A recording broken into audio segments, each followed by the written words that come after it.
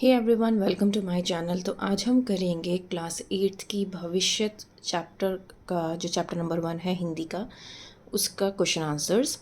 सो ये complete chapter के question answers हैं जो मैं आपको आज कराने वाली हूँ। सो फर्स्ट क्वेश्चन है, बताइए हमें जीने की कला किससे सीखनी चाहिए। हमें जीने की कला अपने निज पूर्वजों से सीखनी चाहिए। जिस भांति सबको साथ लेकर चलते हुए अपनी परंपराओं, अपनी संस्कारों को जीवित रखते हुए उन्होंने अपनी जीवन जिया, ऐसे ही हमें भी जीना चाहिए। नेक्स्ट वी हैव, कविता में विविध सुमनों की माला से क्या तात्पर्य है। कविता में विविध सुमनों की माला से यह तात्पर्य है कि जिस प्रकार एक माला में अलग अलग तरह के फूल एक साथ मिलजुल कर रहते हैं और माला की शोभा को बढ़ाते हैं, उसी प्रकार हमें भी सभी समुदाय के लोगों को एक साथ मिलकर रहना चाहिए और सुख शांति बनाए रखनी चाहिए। नेक्स्ट क्वेश्चन है, चित्त से देशानुरागी का क्या अर्थ है। तो इसका अर्थ है कि हमें आत्मा से अंदर से देश को प्रेम करने वाला बनना है, ना कि मुख से बोलने वाला कि हम देश प्रेमी हैं। जो दुखी है उसका दुख भागी बनना है। नेक्स्ट है क्वेश्चन नंबर 3, सोचिए मूल्य परक प्रश्न। देश में शांति और आपसी सौहार्द कैसे कायम किया जा सकता है। जब देश में सभी समुदाय के लोग आपसी भाईचारे और प्रेम के साथ एक दूसरे के साथ रहें, सुख शांति बनाए रखें, अगर कोई दुखी है तो उसके दुख का भागी बने, तो इसी तरह देश में शांति और आपसी सौहार्द कायम किया जा सकता है। नेक्स्ट क्वेश्चन है, रूढ़ियों और अंधविश्वासों का जीवन में क्या स्थान है, इनसे मुक्त कैसे हुआ जा सकता है। हमारे समाज में बहुत से लोग ऐसे हैं जो रूढ़ियों और अंधविश्वासों पर भरोसा करते हैं। उनके मुताबिक पुराने रीति रिवाज, रहन सहन बहुत अहम है। इन सब से मुक्त होने के लिए हमें एक दूसरे की मदद करनी चाहिए। गलत और सही में फ़र्क समझना होगा।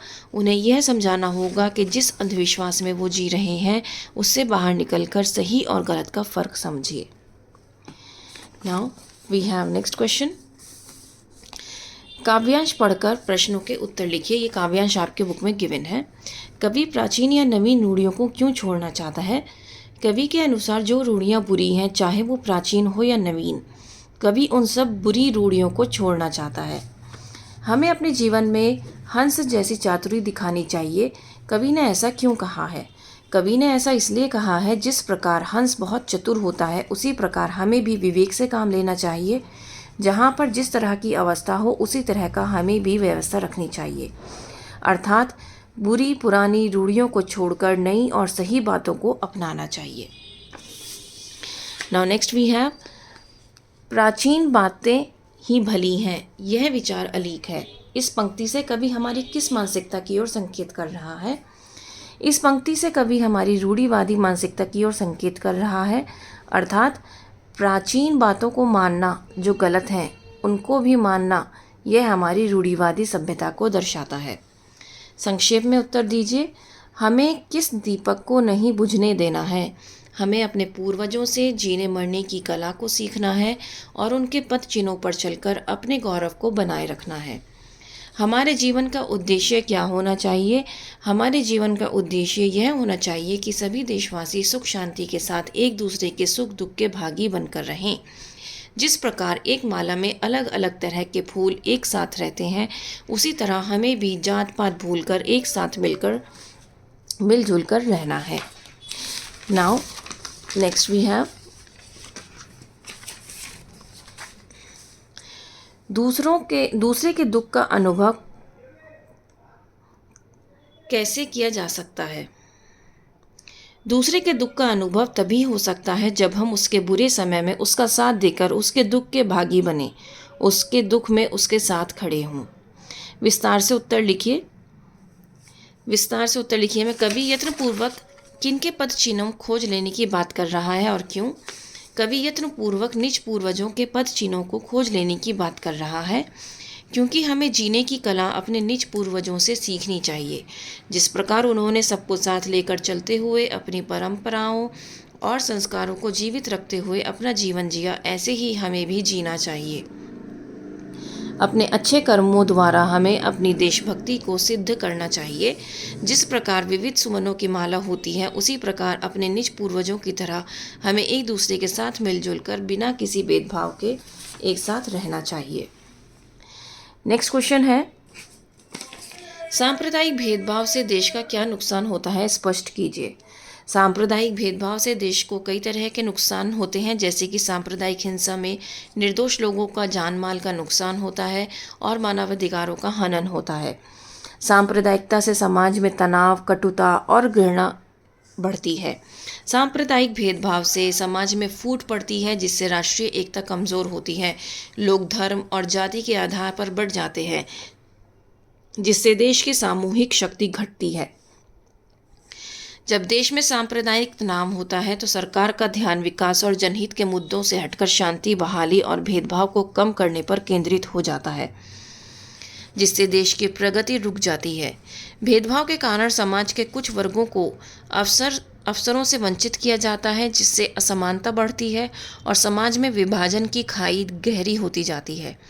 इससे देश का सामाजिक विकास रुक जाता है। नाउ नेक्स्ट वी हैव, हम देशवासियों की सेवा कैसे कर सकते हैं, कोई 3 बिंदु लिखिए। शिक्षा का प्रसार, यदि हम शिक्षित होंगे तो अपने ज्ञान से दूसरों की मदद कर सकते हैं और समाज में जागरूकता ला सकते हैं। ज़रूरतमंदों की सहायता, जो लोग आर्थिक रूप से कमज़ोर हैं उनकी मदद करना, भोजन, वस्त्र और आश्रय प्रदान करना हमारी जिम्मेदारी है। ईमानदारी से अपने कर्तव्यों का पालन करना, यदि हम अपने कार्य को पूरी ईमानदारी और निष्ठा के साथ करेंगे तो देश की उन्नति में योगदान दे सकते हैं। नेक्स्ट क्वेश्चन है, कविता का प्रतिपाद्य अपने शब्दों में लिखिए। कवि यह प्रतिज्ञा करता है कि वह अपने कर्तव्यों का पालन पूरी ईमानदारी से करेगा। यहाँ पर तापड़ छोटी की मात्रा आएगी। वह अपने समाज और देश के प्रति निष्ठावान रहेगा। यहाँ पे वाव में आ की मात्रा आएगी और ना से हट जाएगी। और आने वाली पीढ़ियों को सच्चाई, कर्मठता और ईमानदारी का मार्ग दिखाएगा।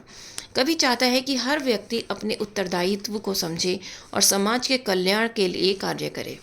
भाव स्पष्ट कीजिए। साधन में सब सुख शांति में उद्देश्य है।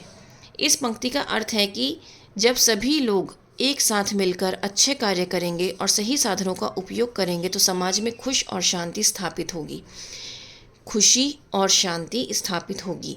किसी भी लक्ष्य को प्राप्त करने के लिए सहयोग और एकता बहुत आवश्यक है। इसके 2 पार्ट्स और रह गए हैं, 2 question, so let's do them also. कष्ट उन्हें सहर्ष सब विपत्ति व्यथा हरो। इसका अर्थ है कि हमें अपने कष्टों को धैर्यपूर्वक सहन करना चाहिए और दूसरों की विपत्तियों और दुखों को दूर करने का प्रयास करना चाहिए। जब हम दूसरों की पीड़ा को कम करते हैं तो हमारा जीवन भी सार्थक बनता है। जैसी अवस्था हो जहाँ वैसी व्यवस्था ठीक है। इसका अर्थ है कि एक मजबूत और संगठित समाज ही एक बेहतर व्यवस्था का निर्माण कर सकता है। यदि समाज में सभी लोग एक साथ मिलकर कार्य करेंगे तो वे किसी भी कठिनाई को पार कर सकते हैं और एक सुदृढ़ व्यवस्था बना सकते हैं। उम्मीद करती हूँ ये जो क्वेश्चन आंसर है, जो वर्कशीट है, आपके लिए बहुत हेल्पफुल रहेगी, क्योंकि मैंने ये कंप्लीट सॉल्व कर दी है। अगर इसी तरीके से आप आगे के भी चैप्टर्स के क्वेश्चन आंसर्स चाहते हैं, please like, share and subscribe and also comment.